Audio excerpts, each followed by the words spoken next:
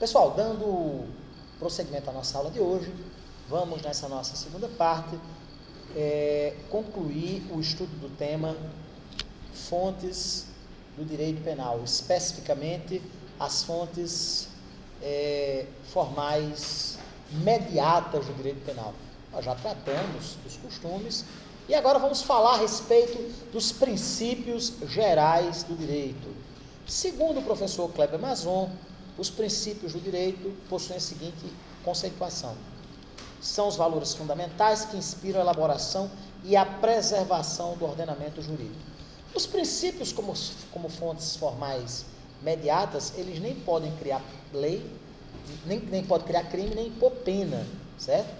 Eles contêm o sentido de informar, o sentido de nortear o intérprete da norma penal, certo? E esses princípios gerais do direito, eles são aqueles aplicáveis a todos os ramos da ciência jurídica, certo? Como, por exemplo, o princípio da isonomia, o princípio da imparcialidade, certo? O princípio da boa-fé. São princípios que servem para orientar todos os ramos do direito. E, além deles, aqueles princípios específicos aos quais nós nos reportamos quando estávamos estudando os princípios do direito penal, certo? Os princípios gerais do direito, eles possuem as seguintes finalidades, as seguintes funções. Primeiramente, eles têm uma função fundamentadora. Como assim função fundamentadora? Eles têm como objeto conferir suporte, conferir validação às normas jurídicas. Por exemplo, o princípio constitucional da legalidade. Ele fundamenta a criação de normas penais incriminadoras através do procedimento legislativo adequado, né? O princípio da igualdade, ele impede, por exemplo, que seja criado um tipo penal destinado especificamente a este ou aquele indivíduo, a este ou aquele grupo, certo? É um princípio no sentido de orientar, de fornecer um viés axiológico, um norte axiológico, um norte principiológico ao legislador, evitando a criação de norma penal que possua um sentido discriminatório, né? Havendo, no caso, uma função essencialmente fundamentadora, de conferir fundamento válido a essa ou aquela lei penal, fundamentando o próprio sistema jurídico penal, né? Muito bem. Além disso, existe a função interpretativa. Como assim função interpretativa? Os princípios gerais do direito, além de fundamentarem, além de conferirem sustentação lógica, sustentação jurídica ao sistema jurídico penal, servem também para orientar no sentido de interpretar a norma jurídico penal, certo? Assim nós temos, por exemplo, o princípio da proporcionalidade das penas, que foi por nós estudado quando estávamos em algumas das aulas em que nos dedicamos ao estudo dos princípios do direito penal, né? O princípio da proporcionalidade, ele serve para orientar o hermeneuta, orientar o intérprete da norma penal, no caso o juiz, a fixar uma pena que seja proporcional à gravidade do ilícito praticado pelo agente, bem como que seja respaldado também no princípio da individualização da pena, né? Assim nós temos, dentro da fase da dosimetria penal, um exercício cognitivo realizado pelo juiz ou pelo tribunal, visando a encontrar a pena que seja mais proporcional, mais razoável, mais adequada possível para coibir, para reprimir essa ou aquela sanção penal. Aí nós temos um princípio dotado de natureza essencialmente interpretativa, certo?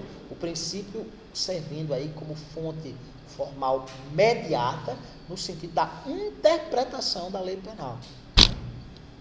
Por derradeiro, nós temos ainda também um sentido supletivo ou integrativo, uma função supletiva ou integrativa dos princípios gerais do direito. no sentido de que os princípios podem servir também para preencher lacunas deixadas pelo direito no afã de complementar, de conferir um sentido a uma lei penal que tenha sido deixada em branco, né? Assim, nós temos esse princípio como um ente de integração, de suplementação, de complementação da lei, certo? Salientamos que na seara jurídico-penal, o preenchimento dessa lacuna não pode se dar no sentido de criar pena, agravar sanção penal, criar crime, certo? Deve servir para realmente complementar uma lacuna deixada, certo?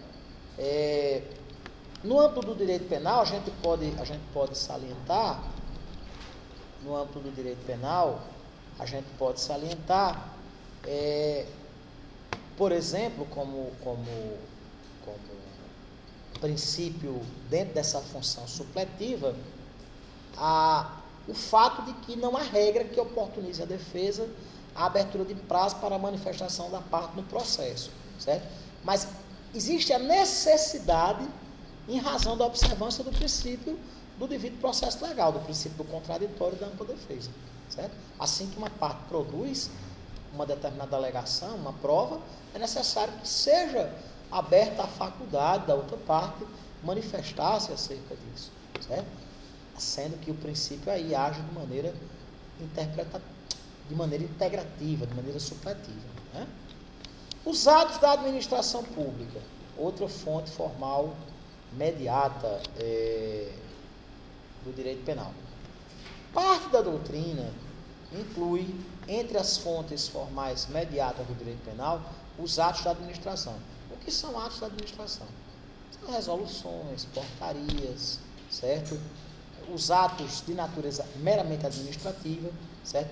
Sendo que, em que pese haver, de fato, a possibilidade legalmente prevista de complementação de uma lei penal por atos da administração pública, certo?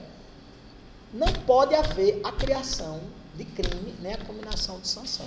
Mas os atos da administração pública podem sim servir como fontes formais mediatas do direito penal, como, por exemplo, as portarias do Ministério da Saúde que regulamentam o que é substância ilícita entorpecente. São atos da administração pública.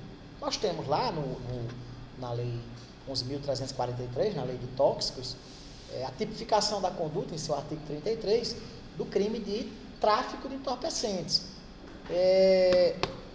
Bem como temos lá no artigo 39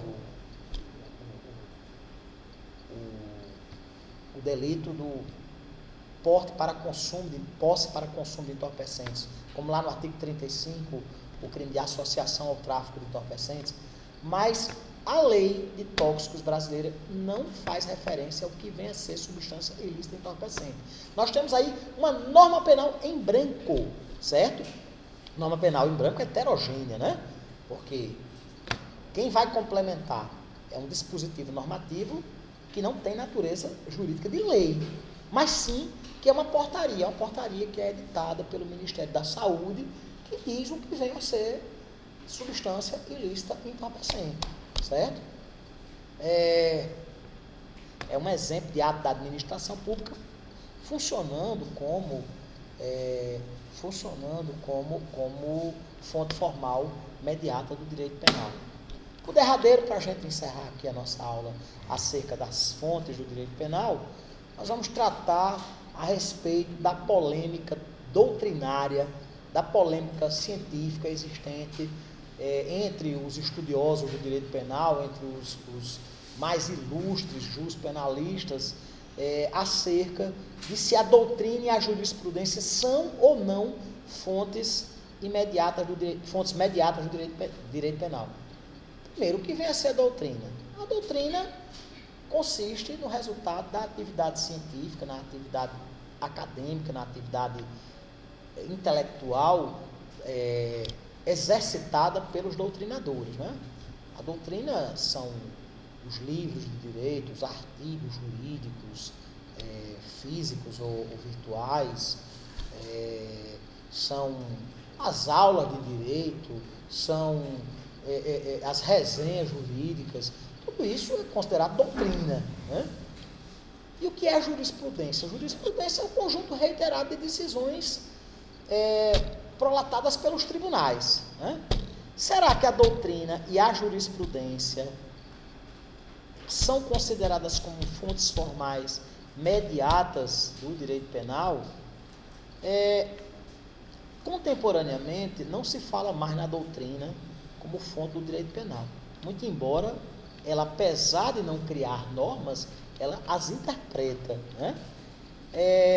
Ou seja, parte dos estudiosos rejeita a doutrina como fonte formal mediata do direito penal, certo? Afirmando que ela apenas interpreta a norma penal, que ela não serve como fonte da norma penal, certo? No tocante à questão da jurisprudência, a polêmica é ainda mais acirrada, né?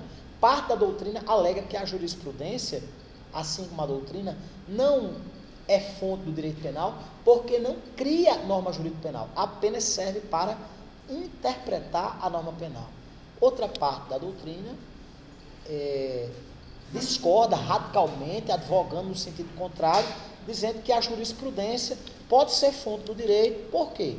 Porque a jurisprudência serve não apenas para interpretar, mas para criar novos entendimentos acerca de determinadas questões, acerca de determinadas matérias, servindo também como fonte formal mediata do direito penal.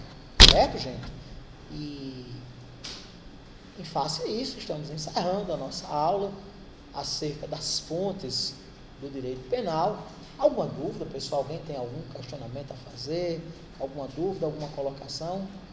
Vamos encerrar a nossa aula acerca das fontes do direito penal e vamos dar continuidade ao nosso estudo tratando acerca da lei penal no tempo e da lei penal no espaço. Eu vou concluir aqui esse vídeo, certo?